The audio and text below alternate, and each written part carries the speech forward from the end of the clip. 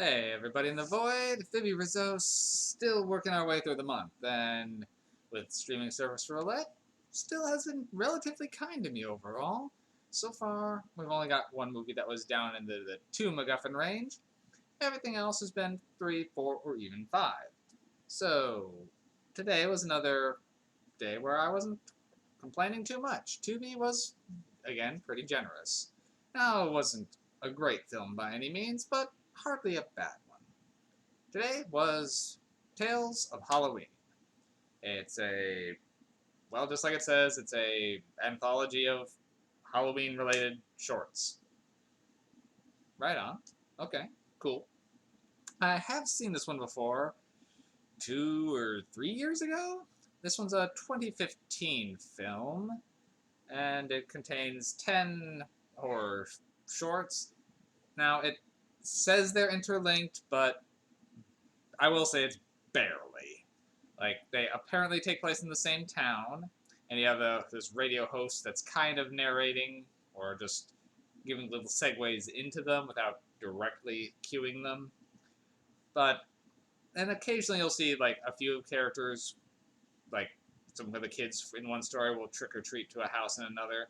But it doesn't seem like it really meshes completely coherently. I mean, the last story does have them at the police station, and if the sheriff is, or the police chief is talking about that a lot of these things are going on, so that's kind of the wraparound, I guess. But it was kind of indicating that this town just goes crazy at Halloween every year. So I guess this is a yearly event.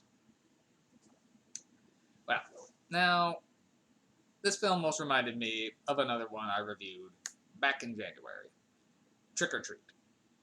Now, Trick or Treat was did much fewer stories. I believe it had 4 or 5, if I recall.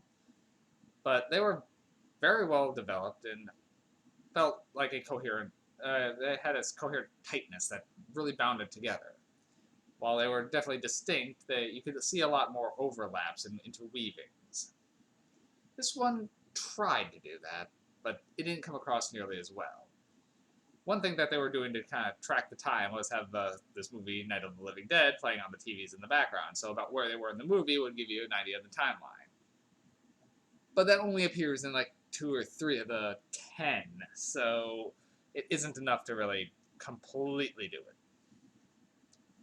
But it was a nice thought if they could have kept that going. So mostly this movie kind of ends up being a poor man's Trick or Treat. Trick or Treat, if I recall, I gave a 5 MacGuffin review to. This one, I can't give that much to. Now, I will appreciate the sheer amount of John Carpenter references in this movie. I mean, they go out of their way to specifically make Carpenter references. The same actress who was in The Fog in the Radio in the Lighthouse is doing the same thing here. It's kind of an homage. It's a guy that's trick or treating dressed as what was his name from Escape from New York? Snake, I think. Anyway, um, there's a candy bar that just says Carpenter, subtle. And there's some subtle references to the Halloween series and In the Mouth of Madness. So there's a lot of little slip-ins, which, again, right on. I'm all for that. But it isn't enough to save this movie from from raising any higher. The stories themselves aren't bad by any means. They're fine. But that's all they are, is fine. 1 or 2 of them does stand out a bit in my mind for how they kind of subvert your expectations. Particularly one with a Friday the 13th-esque killer, which definitely goes a different way than expected when the aliens show up. And one where a group was being terrorized by some trick-or-treaters who just seem to randomly be preying on them. But when it comes to the turnaround, it completely flips it on its head. So there's a lot. It does that a couple times, and I do appreciate it when it does. This movie does do well when it's doing something unexpected, but it isn't enough. This movie isn't as clever as it could be. Oh, another one where a group of kidnappers try to kidnap a trick-or-treater for ransom, and it goes hilariously. So there's some good ideas here. There's a lot of good ideas. The execution, again, isn't bad. The effects are pretty good. Some of them are clearly they're working with a lesser budget, but the gore effects are great. But occasionally when they're doing into some of the monster designs, it does look a little Halloween shop. But in a way that kind of works for this film because this movie is a very Halloween feel, so it doesn't feel out of place. I'm gonna give this one a high 3 MacGuffins. Again, it's fine. But the best it could be is a poor man's Halloween. Or poor man's Trick or Treat, sorry. Tales of Halloween, it's worth seeing at least once. And, like, seeing it a second time, a lot of it was coming back to me as it was playing. And some of it was memorable enough. But, again, there's better movies that do this exact sort of thing out there. But if you kick it up to like a Halloween party, this will fit that one pretty well, especially with 10 short stories in there. You're gonna run the gamut of something interesting will pop up. I don't really know if I feel the need to go into all 10 of the scenarios in this. There's a lot of them, and most of them, if I just said them all straight out, it would ruin whatever punch this movie does have. So